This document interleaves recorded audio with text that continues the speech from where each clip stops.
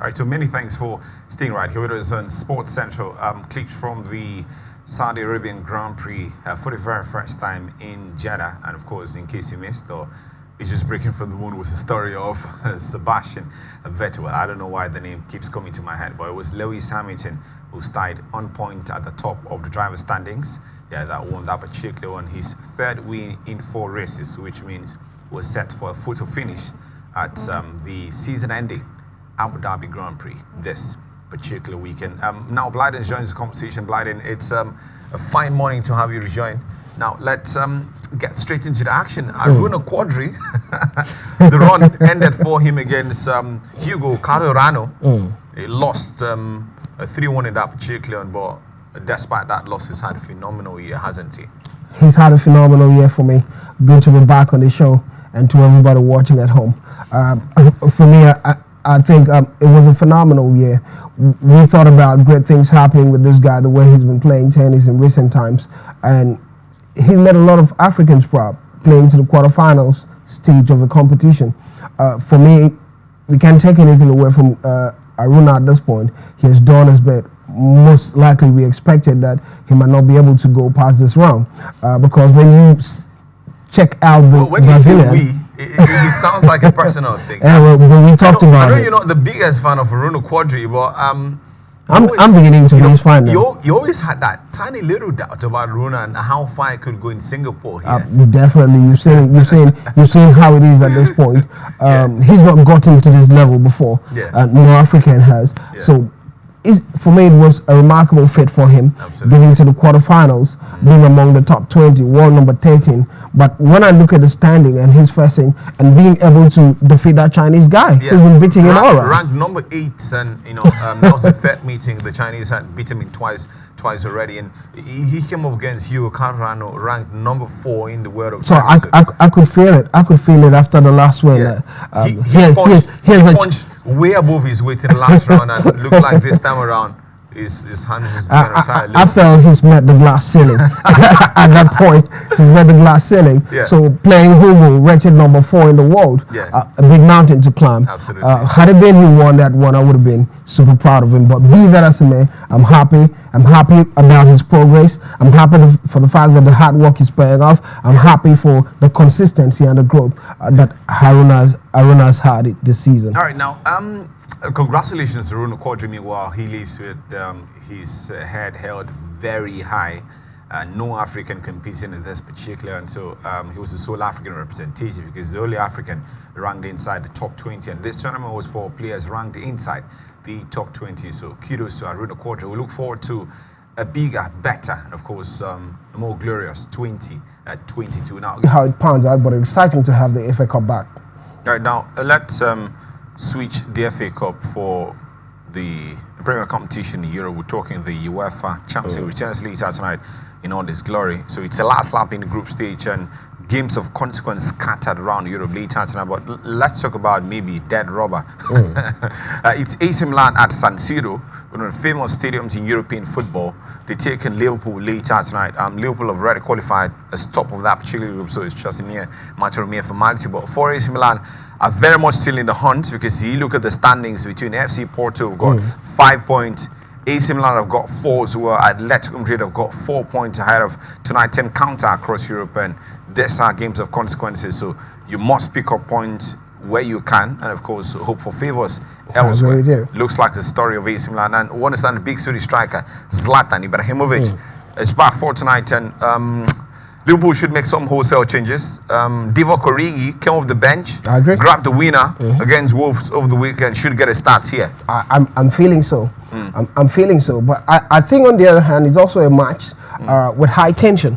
AC Milan are coming all out. They need to get a win at Liverpool. I don't think Liverpool will love to lose on this particular one. I don't know how it's going to turn out, but I love to see Origi play more. He's an exciting player, but he's not had the opportunity to play games the way it's supposed to be. We mostly would remember Origi for the famous Champions League equalizer game against Barcelona in Liverpool, and it was exciting. It's going to be exciting to see him be back on the starting lineup and play a Champions League game the way he ought to. All right, now let's talk about the other game very quickly, shall we? And that leads us to talking about Atletico Madrid at the Wanda Metropolitano Stadium hosting FC Porto later tonight. It's qualification on the line. Porto is second in that particular group with 5 points.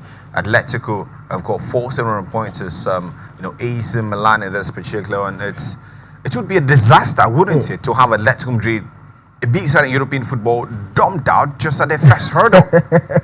Now, the fixtures for you: RB Leipzig versus Manchester City, PSG taking Club Brugge, Ajax taking Sporting Lisbon from Portugal, FC Porto taking Atletico Madrid, Real Madrid taking Inter, Milan taking Liverpool, and of course Shakhtar the next taking Sheriff Tiraspol, and Borussia Dortmund taking, we're talking about Besiktas right there in the other fixture for tonight. We'll talk about the other fixtures much later, but we had our attention on Atletico Madrid and FC Porto.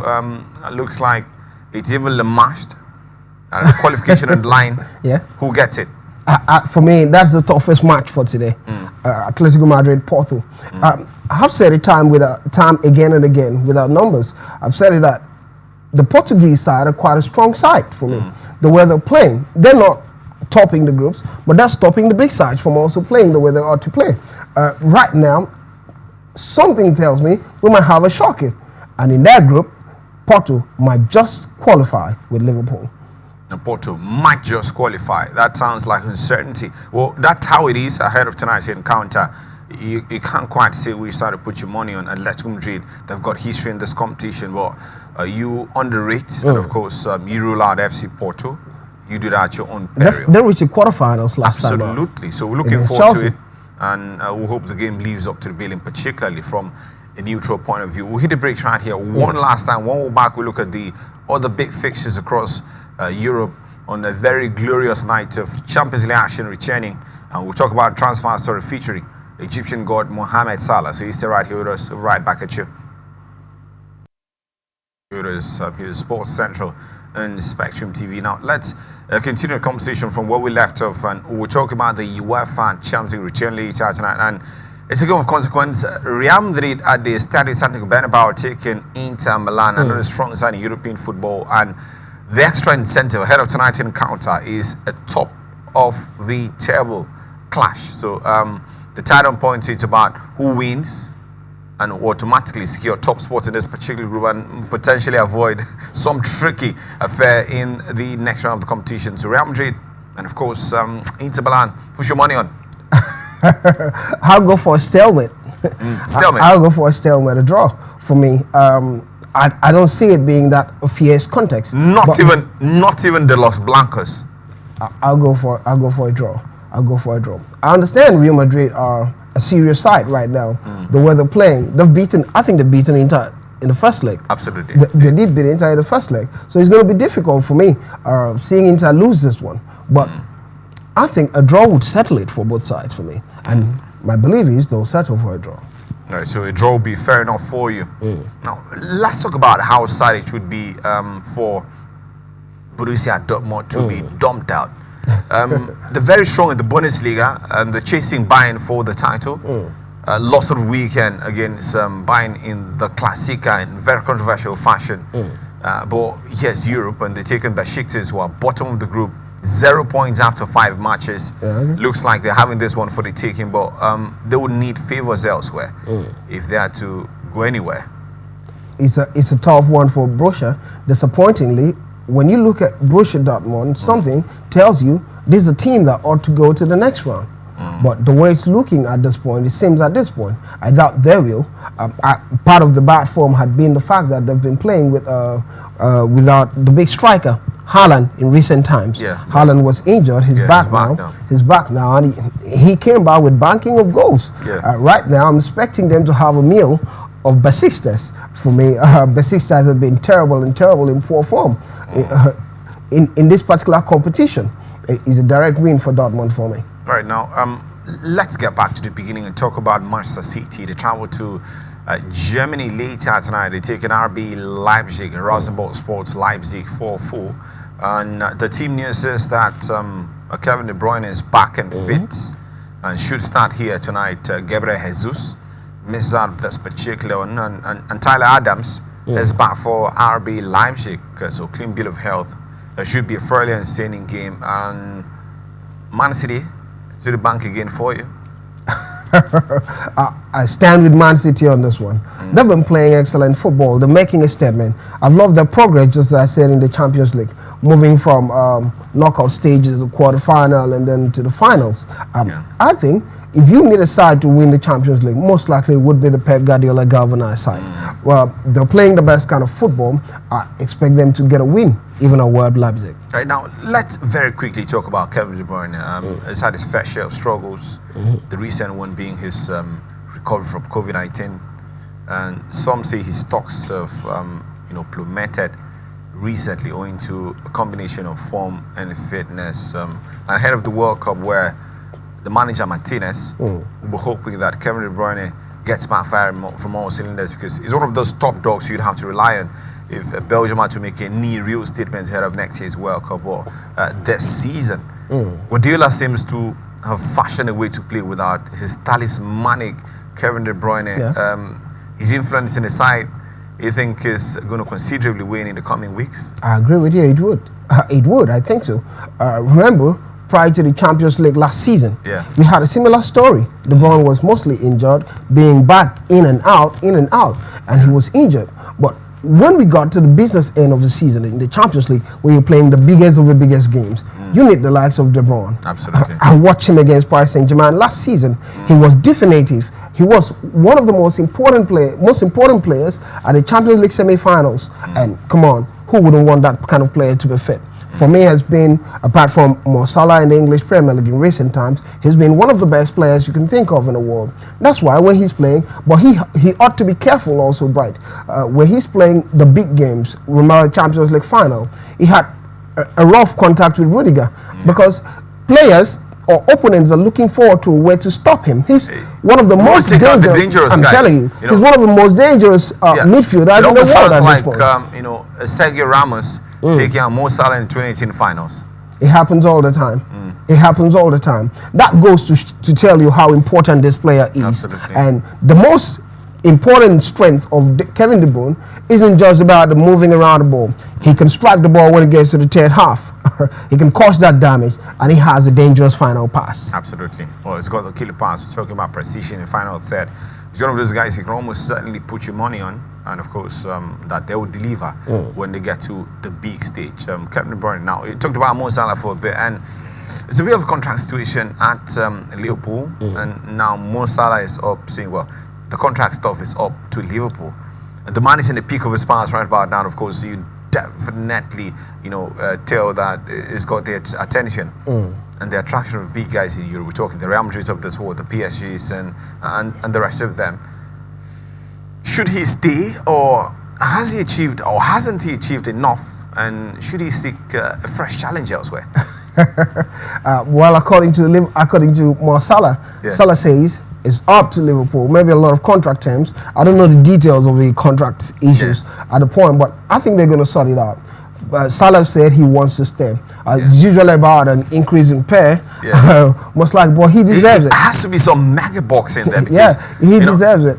This guy is one of the most talked about players, not just in European football, but in world football right about now. He's gradually grown his stocks. I was expecting one of those big grammars to add to it. If you look at maybe the highest paid footballers in world football, you look at the quality of Mo Salah, you definitely be thinking it should be somewhere in that top 5. I agree with you, but we've also not known Liverpool to be the very high spending sides, and that's the problem. Now they've got to do it on this one, otherwise they have to. They don't have a choice. Someone like Mo Salah. They don't have a choice. They have to do it. Had it been a was during the periods of the Galacticos, I would have said let's expect more to go to Real Madrid. But we've not seen Madrid acting that way because of the financial fair play, and then COVID-19 has caused a lot of restraint financially. I have their eyes set on just one man, Kylian Mbappe. And the question would be, would he go there? That's another talk for another day. But right now, I think Liverpool will sort out their issues with Salah's contract. They can't afford to lose him at this point. He has been their best player and the best player in the English Premier League. No, they can't afford to lose him. But I think if big money comes, you never can tell. Well, you just never know. They can't afford to lose him talk about to another club, but they're certainly going to lose him in January to Egypt when the Nations Cup comes calling. But the conversation will definitely be about how well they would cope in the absence of the Egyptian god. We're talking alongside the Senegalese Supremo, who we're talking about the man Sadio Mane, two big guys in Liverpool. Oh. And also, we talked about the FA Cup. Yeah. And I think it's coming around January. January 6th, 7th, that's when a lot of Nigerian players for Watford, Leicester City won't be available. About 4 players won't be available. Yeah, and Wilfred Didi Kelechi missing for Leicester as well. Bubakari Somori also missing. Patton Daka. Well, Zambia not qualified for the tournament. So it's a blessing. He said it's a blessing. Well, it's a blessing for them. Imagine Leicester missing Bukari Somore, missing Patton Daka, missing Wilfred Didi, missing Kelechi Iheanacho, all in one window. How is it a blessing then? Well, it's a blessing that Patton Daka and Zambia haven't qualified for the Nations Cup. I get it. Sorry, I get that. I get it. It's a blessing, yes. Right, it's a blessing. No, thank you very much. I don't know, but we can't continue like this. Having players leave for the Nations Cup at the prime of the season. It's not very good for these players. It's not good for the club. I think in the long run there ought to be a balance to this thing. We'll take up the conversation most definitely sometime in the nearby future. But for now, that's the more time allows us to go here on Sports Central here in Spectrum TV. Always like doing this for you, and always like doing this with you as well, Blinding. So we'll take it. Always a pleasure, Bright James. Yeah, so thank you very much. Lots of fabulous programs lined up for you in the light. So why don't you stay right here with us for the rest of the day as we do magic. We do this particular one together. I'm Bright James. I'm out. Enjoy the rest.